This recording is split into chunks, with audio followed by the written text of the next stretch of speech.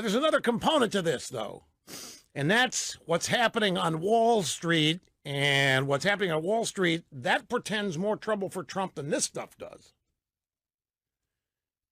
And I will explain that by taking a call. We've got Kevin here in Tucson, Arizona. Kevin, great to have you. What's up? What do you want to say about the market?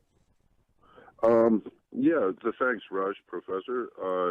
I had a theory, and I have some questions. I remember learning from you over the years that the Obama administration had been propping up the stock market by printing cash. Right. Now, my first question is, how do they do that? B, who controls it? And C, could they use that if there's some Democrat controlling it to try and tank the market, which is going to fail because there's so much consumer confidence that when they dump all their stock, somebody snatches it up. Okay. You're getting. You're. Let me answer some of this stuff before you keep going. You're right. Okay. Obama did print money. You say who did it? The Fed. The Federal Reserve did it. They're supposed to be independent of the White House, like the FBI was independent of Obama.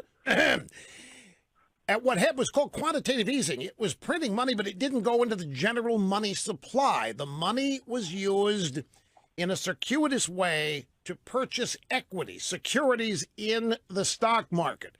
But the key ingredient here that I need to remind you of is during the 8 years of Obama, what did not happen? Interest rates did not go up. They stayed. You could get money for zero. Right. Now, the reason that's important, the Fed not raising rates during Obama's economy was a straight line deadline. Yeah. And so there was no worry about the economy overheating, which is the traditional reason the Fed raises interest rates to slow down the economy. So there were no rate increases. So there was nothing negative that happened to the Obama economy. In fact, if it weren't for the quantitative easing and the spending, the Obama administration would have had nothing to talk about. The stock market was the only thing they could point to show that their policies were having a positive impact on the economy. But they weren't having a positive impact on the day-to-day free market economy where you and I live. Now what's happening? The Federal Reserve is, I think the Fed is what's tanking the market. In part, not totally. But all of these threats and promises to raise interest rates, that's the last thing these investors want to hear. The last thing, because it's going to slow down the economy. Nobody wants the economy to slow down.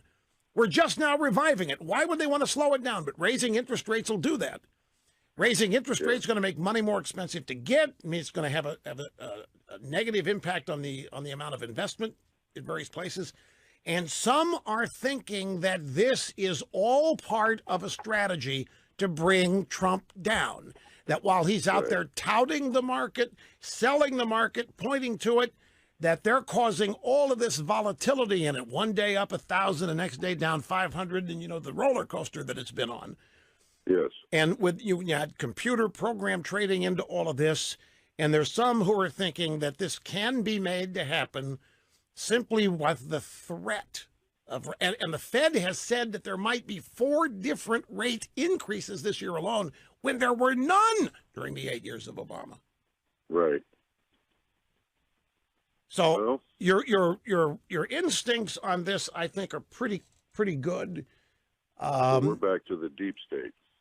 It goes back. Well, if you want to call the Fed the deep state, I mean, it's we can't get to it, so it may as well be. But you asked how it, how they do it. It was simple. They printed money, and I look. I don't know the process. I just don't remember it. But the end result of it was that the money printed ended up in the stock market. Now, I don't know who got it, and I don't know how they chose who got it. Did hedge funds get it? Did banks get it? Did they buy securities? All I know is that it ended up there, and it resulted in more equity and securities being purchased with the money that was printed. And they had to hide this, and normally printing money is one of the fastest ways to raise inflation. But they kept inflation rates, I mean, it was practically zero for so many years. with the Obama economy, now threatening to raise interest rates 4 times this year alone. And why? Who are they blaming? They're blaming Trump. They're blaming Trump's tax cuts.